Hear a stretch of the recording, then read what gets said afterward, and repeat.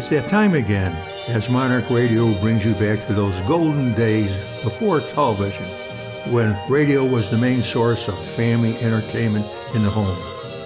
Stay tuned for another one of those drama or comedy episodes from way back when, as performed by the Monarch old-time radio players. Lux presents Hollywood.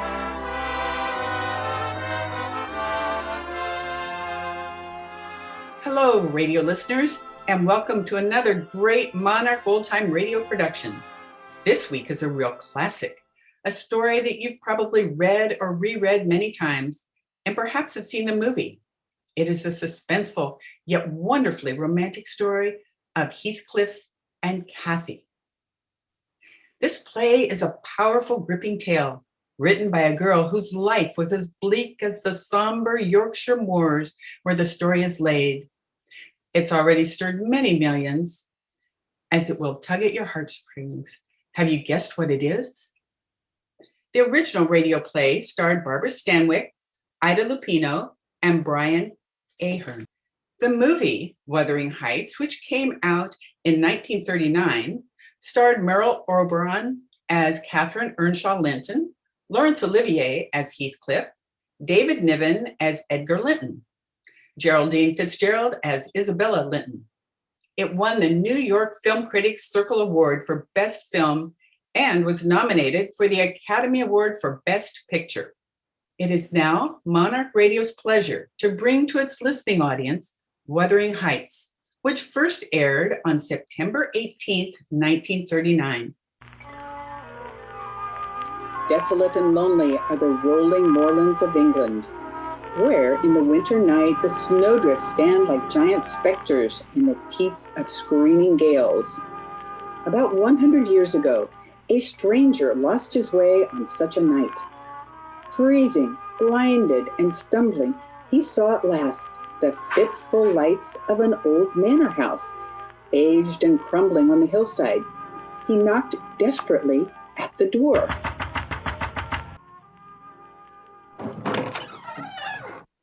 It was opened by a doddering old butler who stood staring at him. Then, without a word, he led the stranger into the musty living room, where in the dim candlelight, a man and two women sat without moving. The man was tall and dark-skinned, like a gypsy. On his face, the stamp of years of bitter suffering. At his feet, a great dog growled ominously. At last, the man turned and spoke. Who are you, and what do you want? My name's Lockwood. I lost my way on the moors. Down, Wolf, down. Strangers have no business on the moors at this time of year, and no business here at any time. But I couldn't find that village.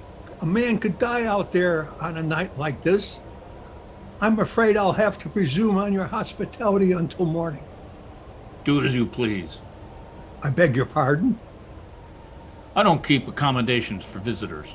You'll have to sleep with one of the servants. Heathcliff, you can't. He's our guest. Well, then suppose you attend to his comfort. Ellen, show the gentleman to the guest room, please. The guest room, mistress? Yes, there's no other place. Yes, mistress. This way, sir. If you'll hold the lamp, sir, while I unlock the door. Of course. Mind you, don't stumble on the carpet. It's about falling to pieces, I'm afraid. You call this a guest chamber? It was once. A trifle depressing. May I light a fire? No, fire will burn in the grate, sir. The chimney's been clogged for years. Must have been a fine old house once. What's it called? This is Wuthering Heights, sir. And the tall chap downstairs with the piercing eyes. That'll be Master Heathcliff, sir. And the once lovely lady who looks at him with fear. That's his wife, Mistress Isabella. Well, good night, sir. If you want anything, there's the bell rope. My name is Ellen. Thank you, Ellen. Good night. Good Lord. The window, the latch broke in the wind. Stand back. I'll close it. Let me in. Let me in. I'm lost on the moor. Listen, I heard a voice. Let me in. I'm lost on the moor. Heathcliff. Heathcliff. Good heavens, a hand. A cold hand grabbed my wrist. A hand? Didn't you hear the voice? A woman shouting she's lost on the moor. What's going on in here? A voice. Out there. A woman crying that she's lost. But then she's come. She's come again at last. Kathy, wait for me. Wait for me. He's not going out there in this storm. I'm coming. I'm coming, Kathy. This is insane. Come back. Come back. Close the window, sir. But that man's out there. Close the window. Am I mad? Why did he go out there? What was that voice? You heard him call her name. It was Kathy. Kathy? Who's she? Kathy is a girl who died. I don't believe in ghosts. If that's what you mean, I don't believe in phantoms sobbing in the night. You don't believe? Perhaps if I told you her story, you'd change your mind about the dead returning. Tell me the story. It all began the time I came to Wuthering Heights as a servant. That was 50 years ago in 1790. The place was different then. A sweet, well-kept estate. Mr. Earnshaw was master, a fine man who dearly loved his two children, Kathy and Henley. One day, Mr. Earnshaw retained from Liverpool from a foundling boy he had picked up, a dark, savage-looking gypsy lad with the most dreadful marks of beating on his back. Mr. Earnshaw called for me at the moment he arrived. Give him a good scrubbing, Ellen, and put some of Henley's clothes on him. Yes, sir. Come with me, lad. Don't touch me. Let me alone.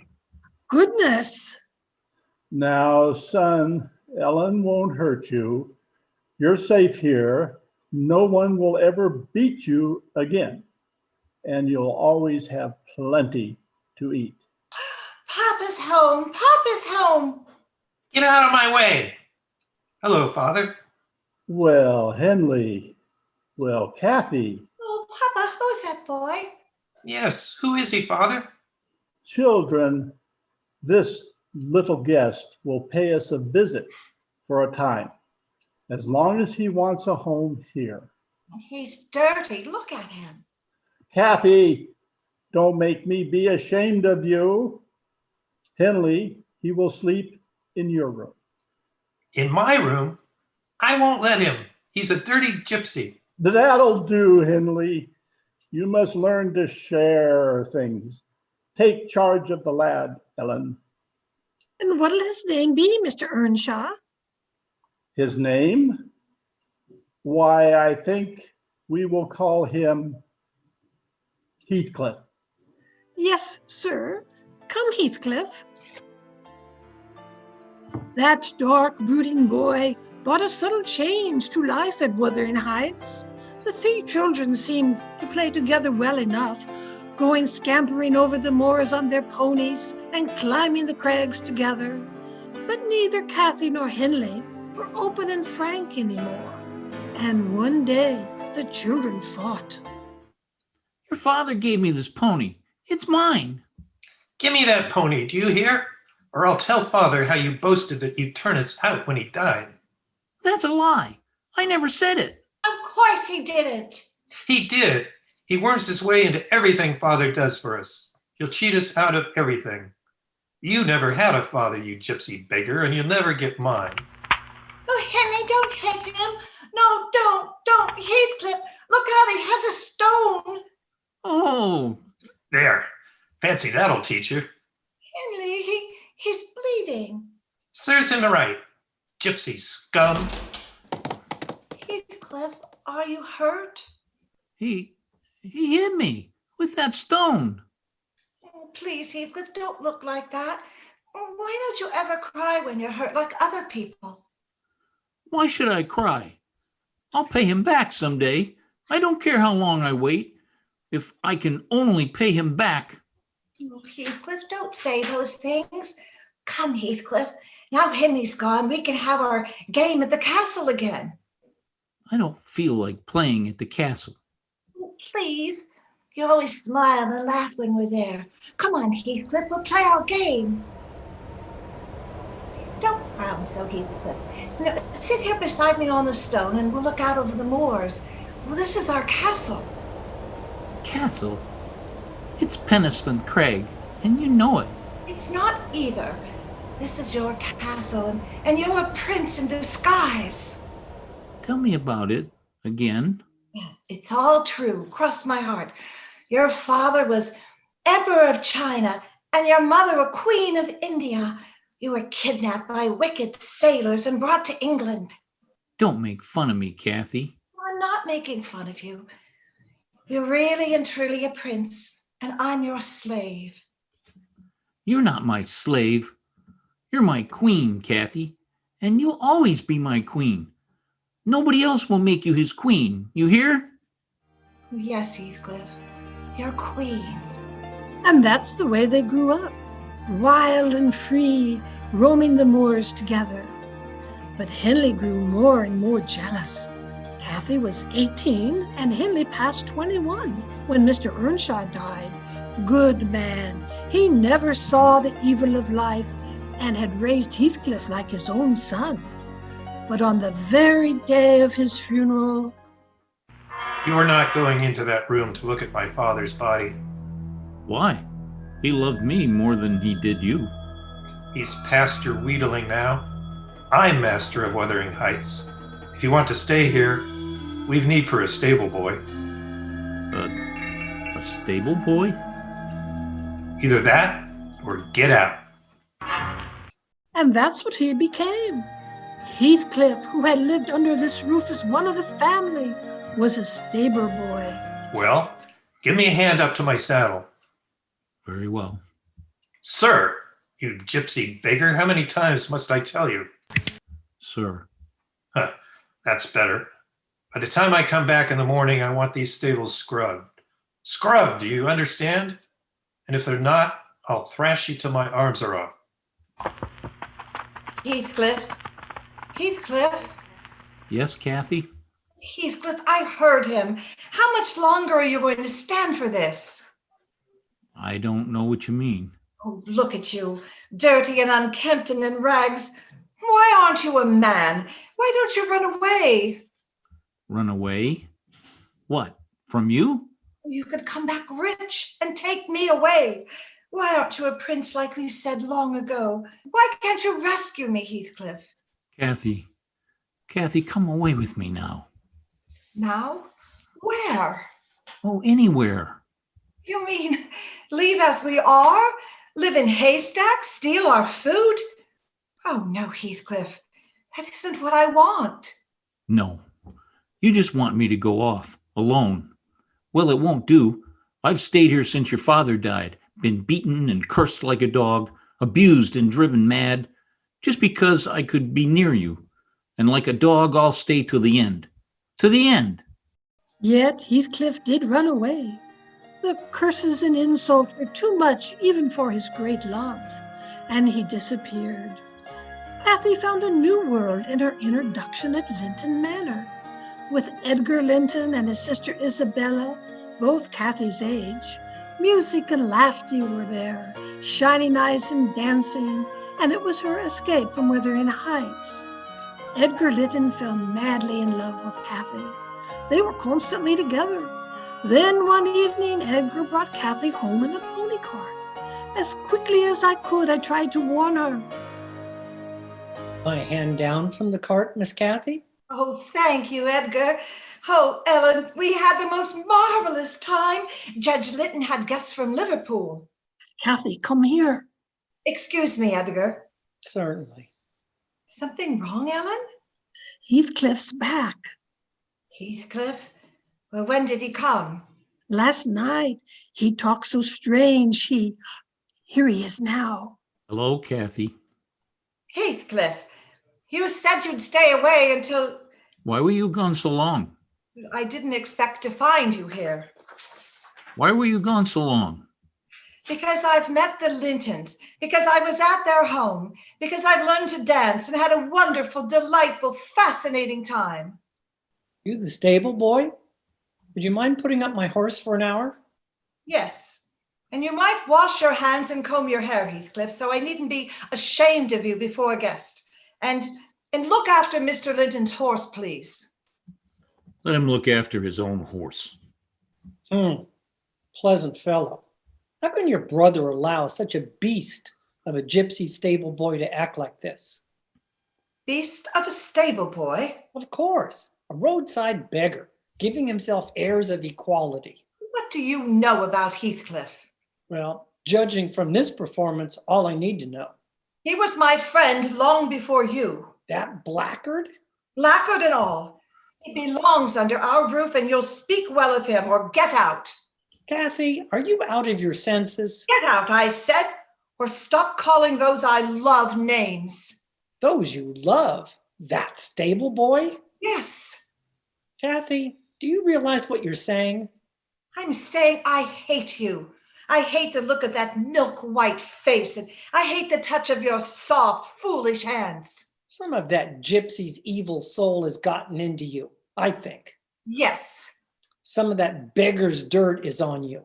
Yes, yes. Now get out. Get out, get out. Oh, Kathy, please, come back. Kathy, Oh, Ellen, where is he? Where's Heathcliff? Tell me. he's across the moor towards Penistone Crag. Heathcliff, Heathcliff. Heathcliff, you've forgiven me. Oh, say you've forgiven me.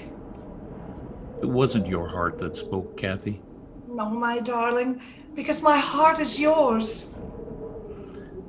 Kathy. The clouds are lowering over Jimerton Head. Oh, see how the lighting is changing? Oh, Kathy, you're such a part of all of this. Perhaps we belong to the moors, you and I. Oh, Heathcliff, make the world stop right here. Make everything stop and stand still and never move again. The moors never change. You and I never change. The moors and I will never change. Don't you, Kathy? I can't, no matter what I say or do. This is I forever. Kathy. Oh, smell the heather, Heathcliff. Fill my arms with heather, all they can hold. Kathy, you're not thinking of that other world now? Oh, don't talk, darling, don't talk. All this might disappear.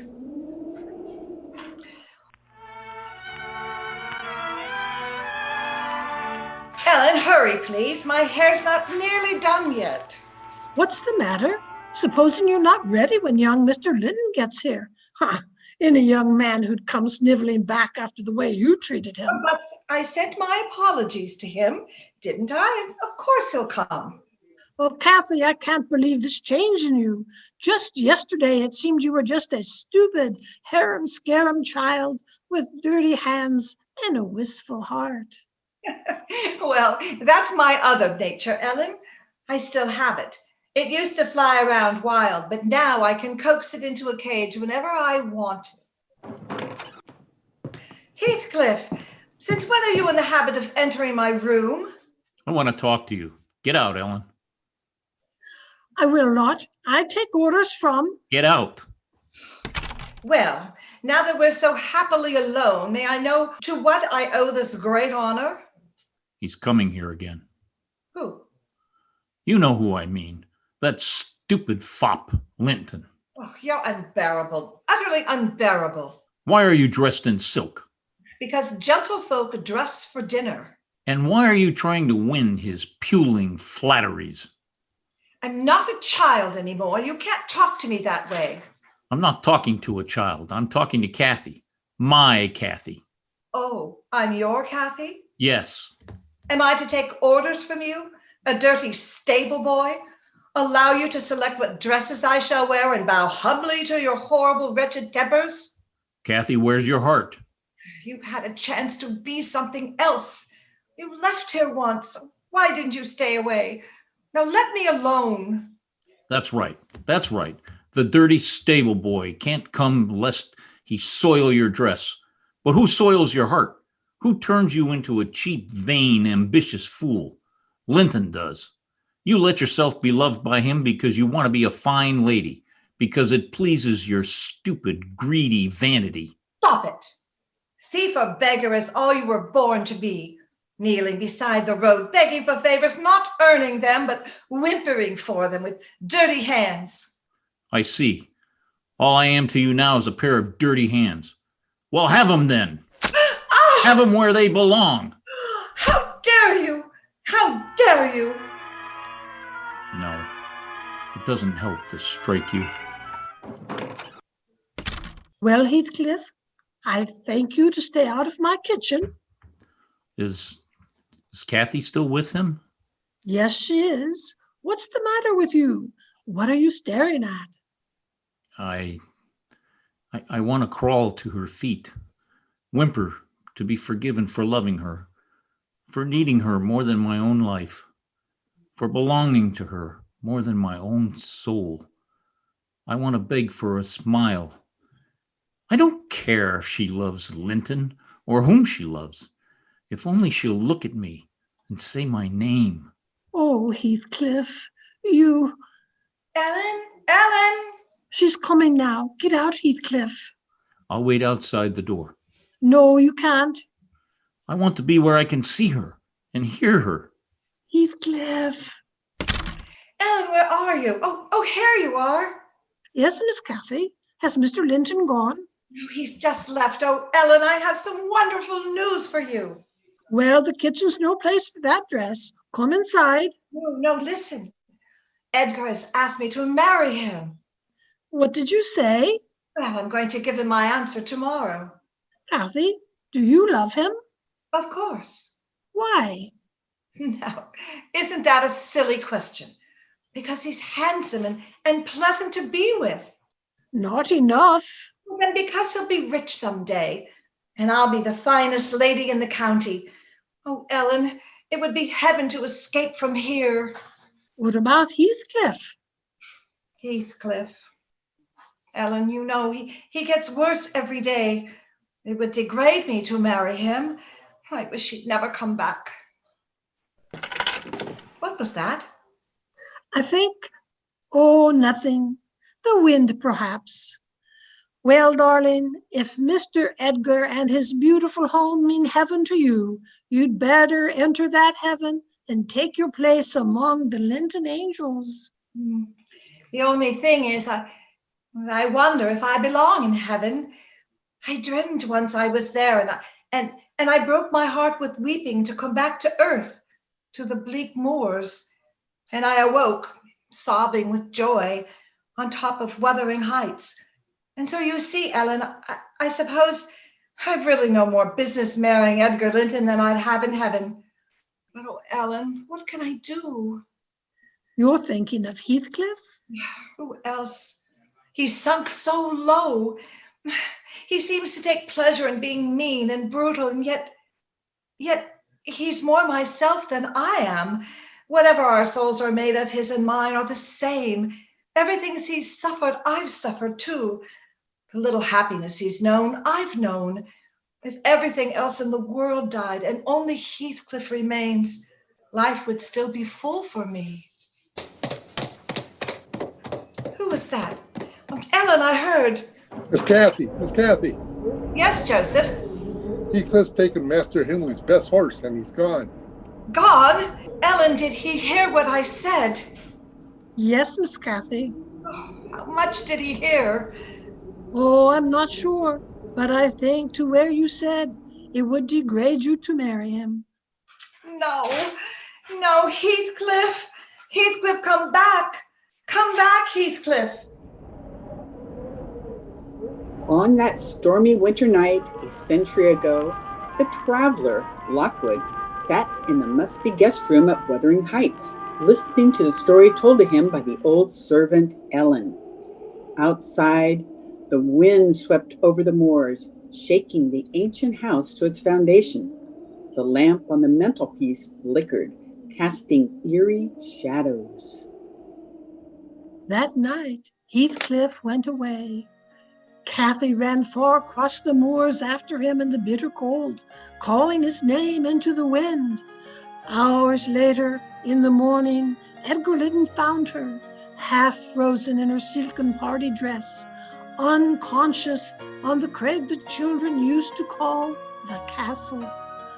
For weeks after she was ill, the Lintons took her into their manor house, and I was glad, for day by day the strange influence that Heathcliff had had upon Cathy wore off, and she was happy with Edgar. Why can't you remain here forever, Cathy? Oh, Edgar, you and your sister, you've been too kind to me already. If I can make you happy by just being kind, that should be enough for me. After all, what else can I give you? What else? You've given me a great deal else, Edgar. You've given me your own self, your strength. My strength? You'd understand if you really knew what my life was before. It was like the moor, endless and desolate. And I was lost in them, calling for someone in the darkness to save me, and nobody answered. I couldn't even see the trace of a path. I was so frightened, so terribly alone, and suddenly you were there, Edgar. You held out your hand and led me back to a way of living I thought I'd lost forever. What you said long ago was true. There was a curse on me.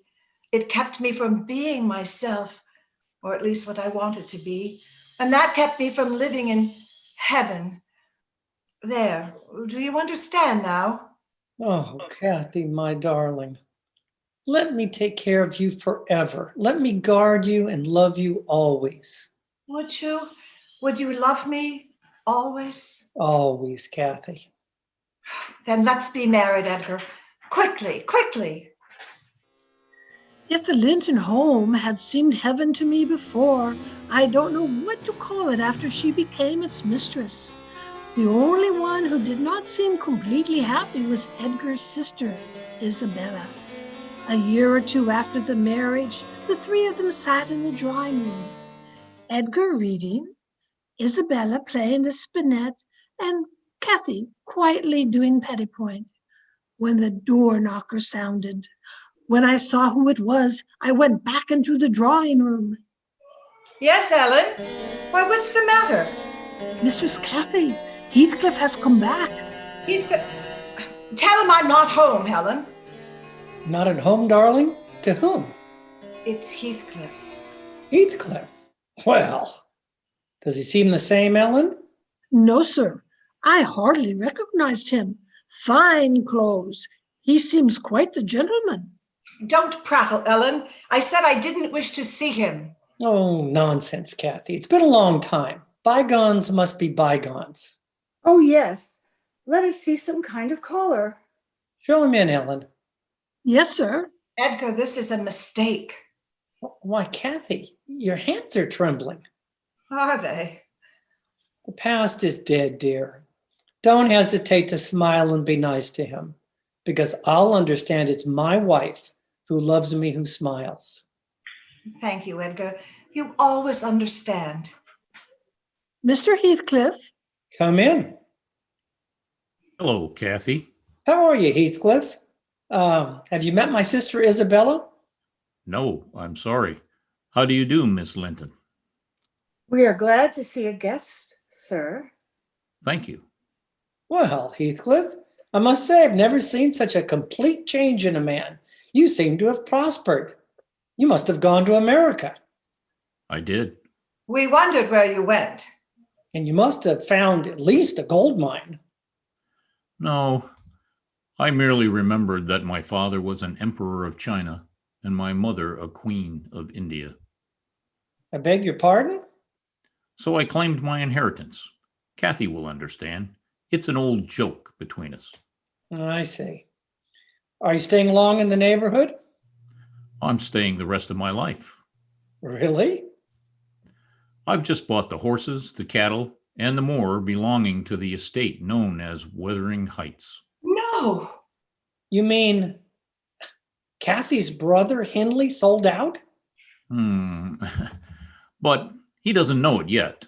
I imagine it'll be a shock when Henley discovers that his gambling and drinking debts were paid up for him by his former stable boy. Heathcliff, you can't have done that. That's as underhanded piece of work as I've ever heard of. If I'd known that his holdings were being stolen by a stranger. May I remind you, Mr. Edgar Linton, that I am not a stranger. I'm merely a neighbor. For now, I'll say good night. Wait, Heathcliff, Well, I want you to know that we sometimes have friends who come here as guests, Edgar and I. You're welcome to come, but not with that old scowl on your face or the old bitterness in your heart. thank you, my old friend Kathy, for the warning. Oh, I just remembered I forgot to congratulate you on your marriage. I often thought about it, I can assure you. May I now express my delight? Good night. Edgar, I think you behaved abominably. What? And you too, Kathy. What in thunder do you mean? You could have at least been civil. You dismissed him as if he'd been a servant. Well, do you consider him anything else? Yes, I find he's grown fascinating and distinguished. Really, Isabella, I hope I misunderstand. Well, you don't. We see all too few people, and I, for one, shan't be rude if he ever calls again. Edgar, I greatly dread what the future will bring. Oh, nonsense, darling. I tell you, the past is dead.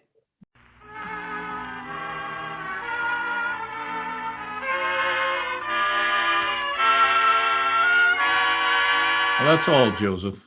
You'll stay on, of course. Thank you, sir. Shall I pack Master Henley's things? Oh, just move him out of the master's bedroom. He'll remain under this roof. Master Henley, sir? Oh, yes. He gave me a roof once when I needed it. I take it he's drinking a great deal? Yes, sir.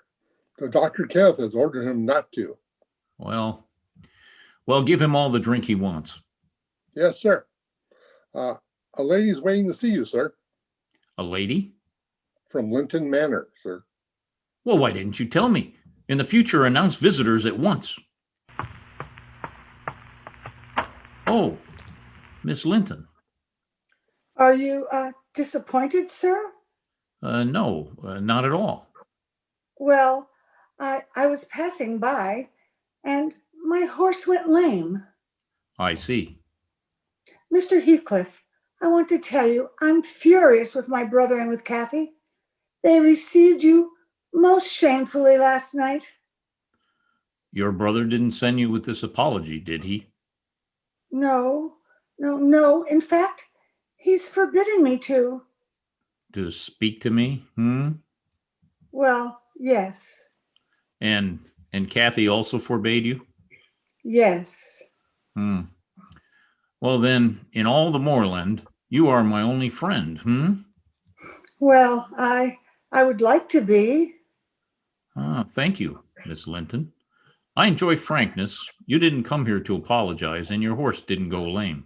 Why, You came because you're lonely, and because the house you live in is too happily wedded for an outsider, and because it's no joy to ride the moors alone. Is that right? Oh, yes. Well, then you needn't be lonely anymore, my dear. Oh, What? Do you think it's strange that I should kiss you? well, I don't know. You hated it? No. Well, I see you like frankness too.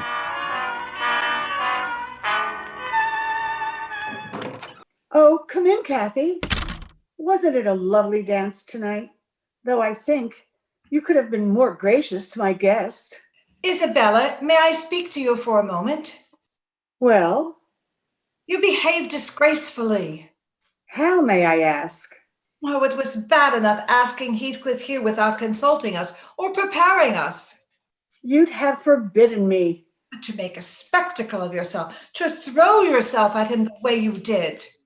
Well, nobody else would pay attention to him. You refused to dance with him. I had to dance every dance as a result. Oh, you fool. You vain little fool.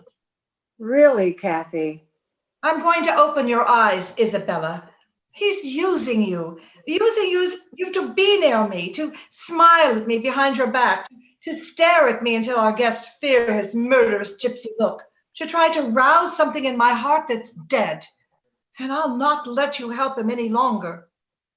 So that's what you mean. It's you who are vain and foolish, Kathy. Heathcliff's in love with me. It's a lie. It's not a lie. He told me so. He's kissed me. He's...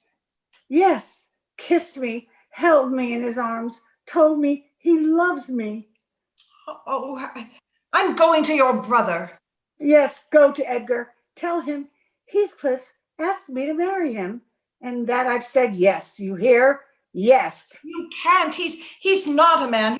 He's something horrible and dark to live with. I know why you say these things, because you love him. How dare you say that? Yes, you do love him. You're mad with pain and jealousy at the thought of my marrying him, because you want him to pine for you, dream of you, die for you, while you're safe as the lovely Mrs. Edgar Linton. You won't have him happy. You want him to hurt and destroy him. But I want to make him happy, and I will. Do you hear? I will.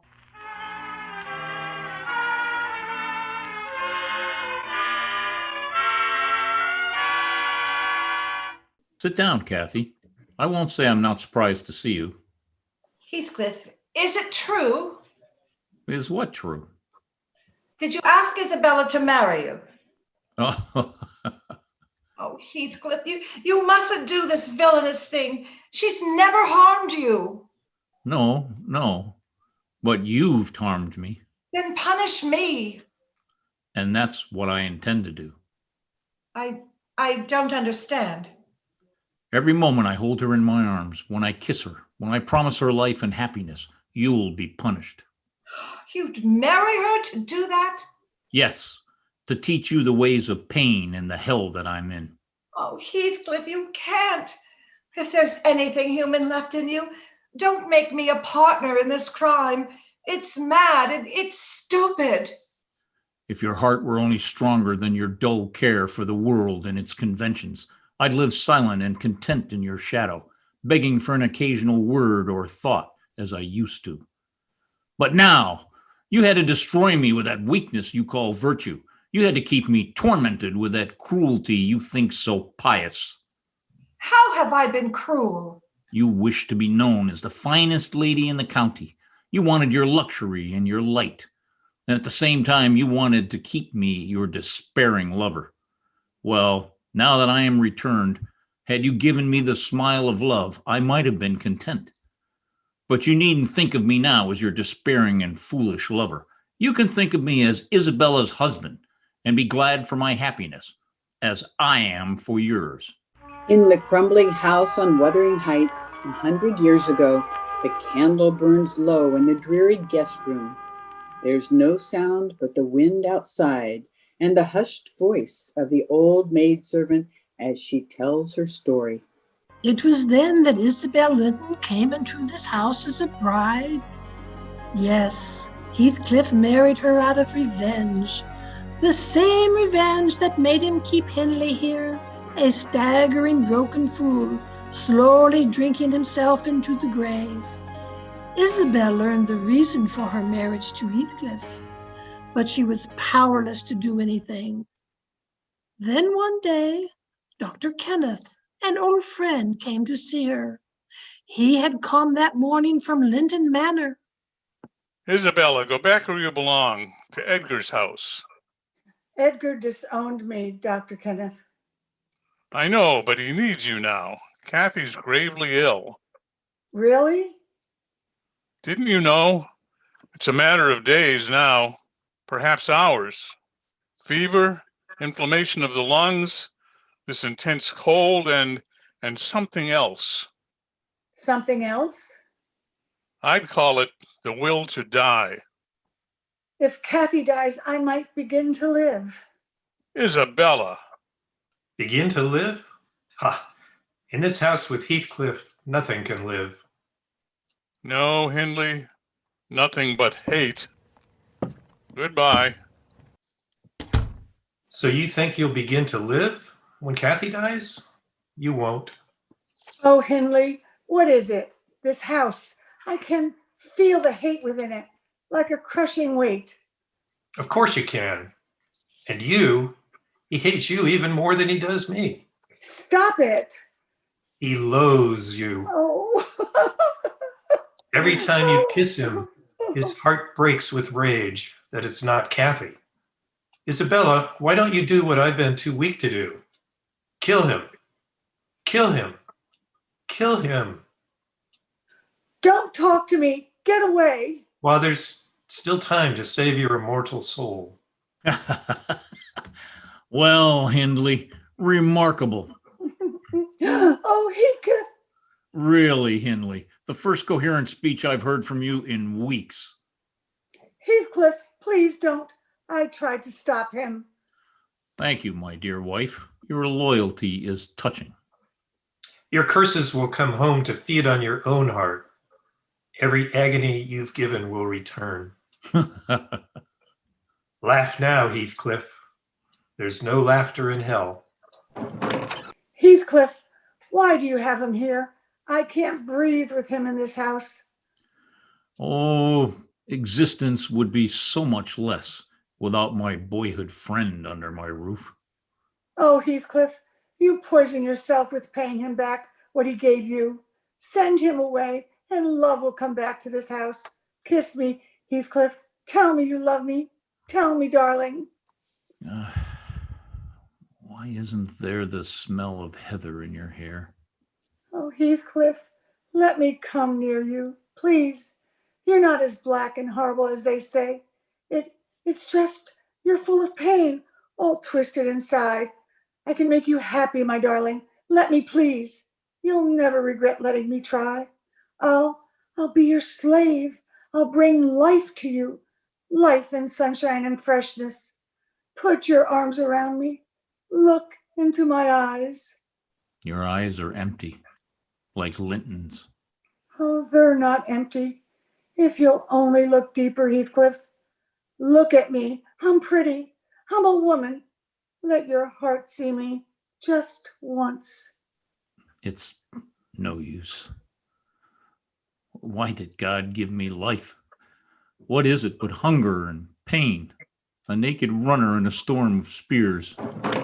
Mistress Isabella, Ellen? What do you want here, Ellen? I've come from Linton Manor to speak to Mistress Isabella. Well, then you'll do so in front of me. Her brother's asking that she should come home for a visit.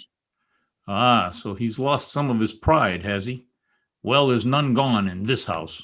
Oh, please, Mistress Isabella, he needs you. Needs her? Now, what is this, Ellen?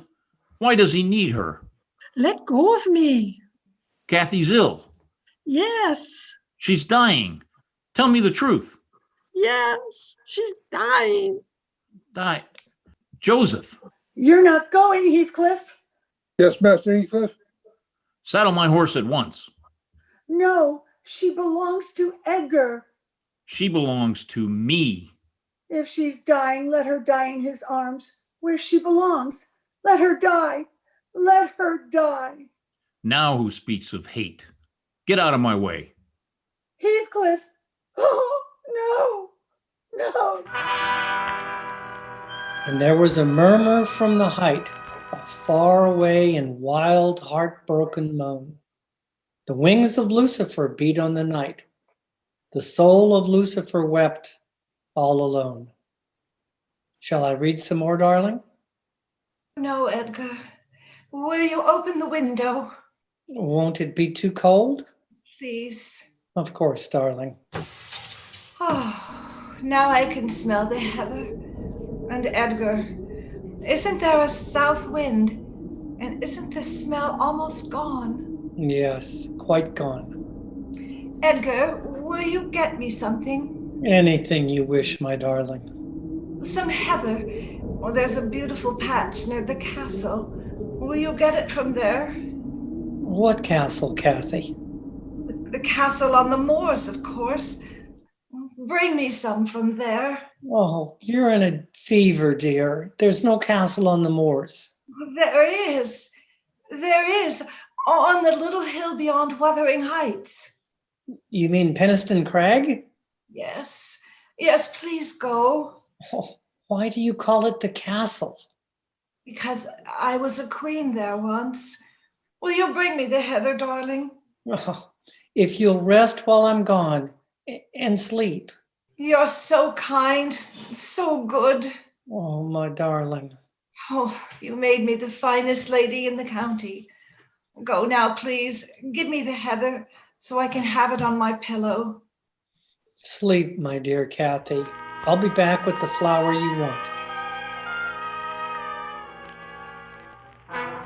Where is she? Where's Kathy? She's not to be disturbed, sir.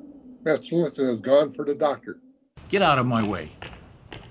Kathy? Oh, Kathy. Heathcliff, come here. Kathy, my life. How can I bear this? I dreamed you'd come before I died, and when you came in my dreams, you scowled at me once more. Kathy. Oh, does it hurt so much to see me dying? Please, Kathy, don't hurt me. How strong you look, Heathcliff. Oh, how many years do you think you'll live on after me? Kathy. Oh, my life, my soul. Oh, my darling, don't let me go. Oh, if only I could hold you till we were both dead. Please don't speak of death. Will you forget me and be happy when I'm in the earth? Never. Will you say of me, this is the grave of Catherine Earnshaw. I loved her long ago and wept to lose her, but all has passed. I could as soon forget you as my own life. If you die, Kathy, if you die, there'll be no peace for me. Ever. Poor Heathcliff. I want to die, to escape. Oh, why did you betray your heart? Kathy, you killed yourself. Shh. My darling, hold me. Oh, just hold me. No. I'll not comfort you. You deserve this. Heathcliff, don't break my heart. I never broke your heart, Kathy. You broke it. My tears don't love you, Kathy. They blight you and damn you. You love me. What right had you to throw my love away for the poor fancy thing you felt for him? I found out, Heathcliff. Misery and death and all evil could never have parted us. You did that alone. You wandered off like a greedy child to break your own heart and mine. I know, Heathcliff. Oh, forgive me. Oh, Kathy, your poor wasted hands. Oh, why didn't someone tell me? I forgive you. I forgive you for what you've done. I love you. I love my murderer. Carry me to the window. Let me look at the moors with you once more. Oh, my darling, once more.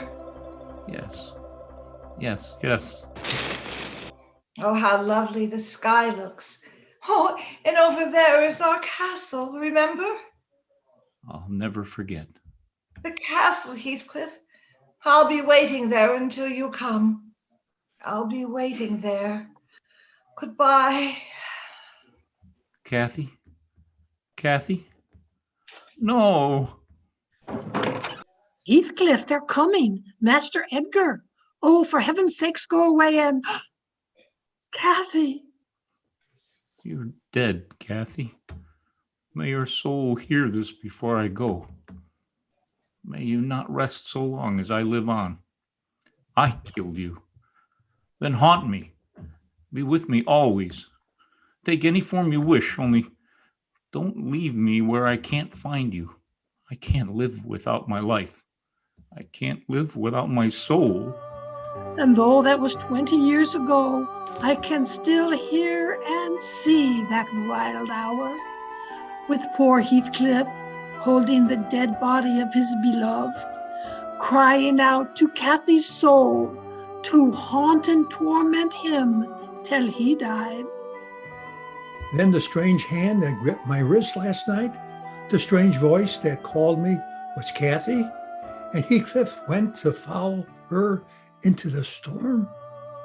It wasn't Cathy herself, but her love, Cathy's love, stronger than time, sobbing for its unlived days. Who's there? Dr. Kenneth, open the door. Dr. Kenneth, what's the matter? I was just crossing the moor on my way home. Did you see Heathcliff? Yes, I saw him from my carriage. He was wandering through the snow with a woman. A woman, you say? A young woman, she seemed, and as mad as himself. They were walking through the storm with their arms about each other. I shouted at them, but they didn't hear.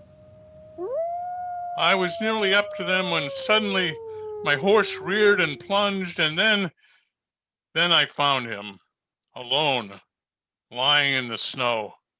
Heathcliff was dead. Dead? Was it by the castle? By the Penistone Crag? Yes. How did you know that? Look down, my Heathcliff. This is our castle really now. All the wild beauty of it. For your father was the Emperor of China, your mother a Queen of India. And this is our land forever, and our love.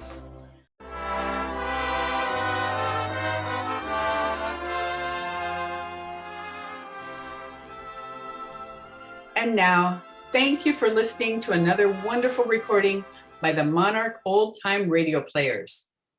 Featured in today's cast were yours truly, Karen Steves as the announcer, Patty Haynes as Cathy, Charles Pellissier as Heathcliff, Linda Sardi as Isabella, Jan Schmidt as Ellen, Charles Davis as Edgar Linton, George Hoover as Hindley, Mike Stevens as Mr. Earnshaw, Bob Cuddy as Dr. Kenneth, Howard Wishner as Lockwood, and Bob Jepson as Joseph and the servant. Due to the current shelter in place, our recreation of this Lux Theater episode was conducted remotely, where each cast member was located at their respective homes. This show was recorded and edited by Judy Katz and was directed by Howard Wishner. Howard Wishner also provided sound effects using sound recordings from freesfx.co.uk, as well as portions from the original broadcast. Casting and script selection was provided by Maureen Wishner.